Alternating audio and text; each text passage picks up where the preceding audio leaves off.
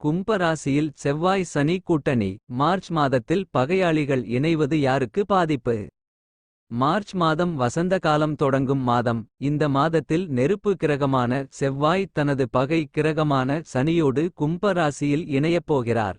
மகர ராசியில் உச்சம் பெற்றுள்ள செவ்வாய் மார்ச் 15ஆம் தேதி முதல் கும்ப ராசியில் ஆட்சி பெற்றுள்ள சனியோடு இணையப்போகிறார். பகை கிரகங்களின் கூட்டணி யாருக்கு சாதகமாக இருக்கும் யாருக்கு பாதகமாக இருக்கும் என்று பார்க்கலாம்.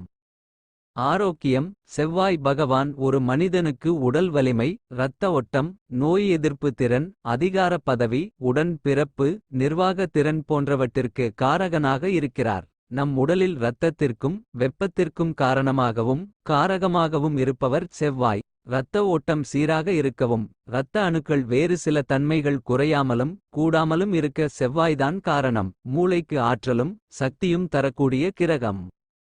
வேலை வாய்ப்பு. லக்னத்திற்கு 10ஆம் இடமான ஜீவனஸ்தானத்திற்கு செவ்வாயின் தொடர்பு ஏற்பட்டால், அதாவது 10ஆம் வீட்டில் செவ்வாய் இருப்பது அல்லது பார்ப்பது, 10ஆம் அதிபதியுடன் சேர்க்கை பார்வை பரிவர்த்தனை பெற்று இருப்பது உத்தியோகத்திற்கு பலம் தரும் அமைப்பாகும். முயற்சி செய்த உடனேயே நல்ல வேலை கிடைத்துவிடும்.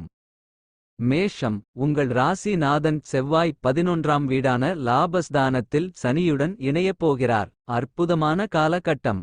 ராசி அதிபதி செவ்வாய் சனியோடு சேர்ந்தாலும் பணம் மழையாக பொழியும். காசு மேல காசு வந்து கொட்டுகிற நேரமிது என்று பாடக்கூடிய காலகட்டமாகும்.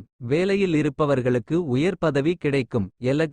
எலக்ட்ரானிக் துறைகளில் பணி செய்பவர்களுக்கு நன்மைகள் அதிகம் நடைபெறும். ரிஷபம். செவ்வாய் உங்கள் ராசிக்கு 10ஆம் வீடான தொழில் ஸ்தானத்தில் சனியோடு இணையப்போவதால் உற்சாகமாக காணப்படுவீர்கள் என்றாலும் பணியில் கவனம் தேவை.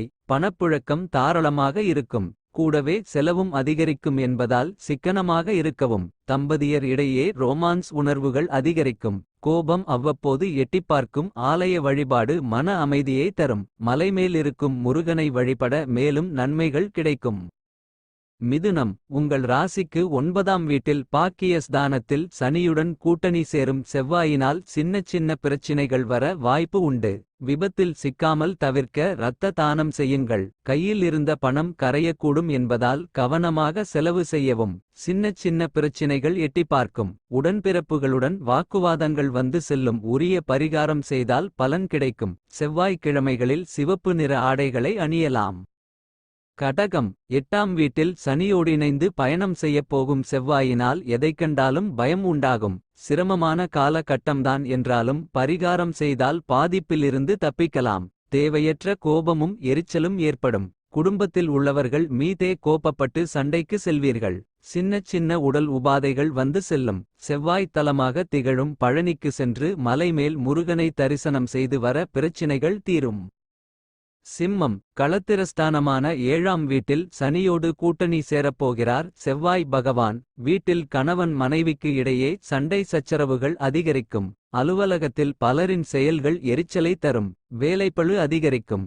கண்களில் எரிச்சலுடன் கூடிய வலி வந்து நீங்கும். உடல் சூட்டினால் வயிறு வலி வரும். பேசும் வார்த்தைகளில் கவனம் தேவை. விட்டுக் கொடுத்து செல்லவும். கன்னி. 6ஆம் வீட்டில் சனியோடு செவ்வாய் அமர்வது அற்புதமான காலகட்டம். பணப்புழக்கம் தாராளமாக இருக்கும். வீட்டிற்கு தேவையான ஆடம்பரப் பொருட்களை வாங்குவீர்கள். புதிய இடத்திற்கு மாற வாய்ப்பு உள்ளது. வேலையில் இருப்பவர்களுக்கு புரமோசனுடன் கூடிய இடமாற்றம் ஏற்படும். சிலர் புதிய தொழில்களை தொடங்குவார்கள். திருச்செந்தூர் முருகனை வியாழக்கிழமைகளில் வணங்க எண்ணற்ற நன்மைகள் நடைபெறும்.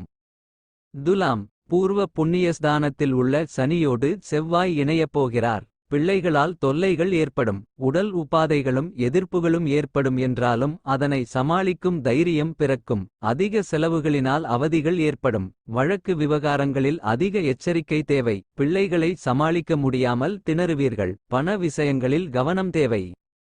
விருச்சிகம். 4ஆம் வீட்டில் செவ்வாய் பகவான் சனியுடன் இணைந்து பயணம் செய்யப் போவதால் வீடு, நிலம் தொடர்பான பராமரிப்பு செலவுகள் அதிகரிக்கும். உடல் உபாதைகள் ஏற்படும். மனதில் சஞ்சலம் பிறக்கும். கடன் தொல்லைகள் அதிகரிக்கும் என்பதால் இந்த காலகட்டத்தில் லட்சுமி நரசிம்மரை வணங்கி வர மனக்குழப்பங்களும் போராட்டங்களும் நீங்கும். தனுசு, மூன்றாம் வீட்டில் சனி உடன் செவ்வாய் கூட்டணி சேரப்போவதால் முயற்சிகள் வெற்றியடையும். எங்கிருந்தாவது பணம் கொட்டும். பங்குச்சந்தைகள் மூலம் லாபம், மறைமுகமான வருமானம் கிடைக்கும் காலகட்டம் இதுவாகும். வருமானம் அதிகரித்து பாக்கெட்டில் பணம் நிறைய, மகிழ்ச்சியும் அதிகரிக்கும். வீடு, வாகனம், நிலம் வாங்க ஏற்ற காலகட்டம் என்பதால் வாய்ப்புகளை சரியாக பயன்படுத்திக் கொள்ளவும். மகரம், உங்கள் ராசியில் பயணம் செய்யும் செவ்வாய் உங்கள் ராசிக்கு இரண்டாம் இடமான குடும்பஸ்தானத்தில் சனியோடு கூட்டணி சேரப்போகிறார். பேசும் வார்த்தைகளில் கவனம் தேவை. குடும்பத்தில் சின்ன சின்ன சண்டைகள், சச்சரவுகள் ஏற்படும். கலக்கமும் கலவரமும் அதிகரிக்கும். பணம், நகை போன்ற விலை உயர்ந்த பொருட்களை பத்திரமாக வையுங்கள். பணம் கொடுக்கல் வாங்கலில் கவனமாக இருக்கவும். யாரிடமும் கொடுத்து ஏமாந்து போக வேண்டாம். முருகப்பெருமானுக்கு செவ்வாய்க்கிழமைகளில் பாலபிஷேகம் செய்ய பாதிப்புகள் குறையும். கும்பம், ராசி சனியோடு செவ்வாய் இணையப் போகிறார். பகையாளி சனியின் வீட்டில் செவ்வாய் கூட்டணி சேருவது சிறப்பானதல்ல. வேலையில் இருப்பவர்கள் கவனமாக இருப்பது நல்லது. அலுவலகத்தில் உள்ளவர்கள் செய்யும் வேலையில் கவனமாக இருக்கவும். பிரச்சினைகள் வருவது சகஜம்தான், டென்ஷனாகாமல் இருப்பது நல்லது. சனி, செவ்வாய்க்கிழமைகளில் இரவு நேர பயணத்தை தவிர்ப்பது நல்லது. பழனிமலை ஆண்டவரை தரிசனம் செய்ய தீமைகள் விலகி நன்மைகள் அதிகம் நடைபெறும். மீனம், விரயஸ்தானமான 12வது வீட்டில் உள்ள சனியோடு செவ்வாய் பயணம் செய்யப்போகிறார். உடல்நலப் பிரச்சினைகள் அவ்வப்போது எட்டிப்பார்க்கும். வேலையில் குறை சொல்பவர்களைப் பற்றி கண்டுகொள்ள வேண்டாம். இரவு நேர பயணத்தை தவிர்க்கவும். உங்களின் வேலையில் பிறரை தலையிட விட வேண்டாம். இந்த காலகட்டத்தில் இரத்த தானம் செய்யுங்கள், மிகப்பெரிய பாதிப்பில் இருந்து விடுபடலாம்.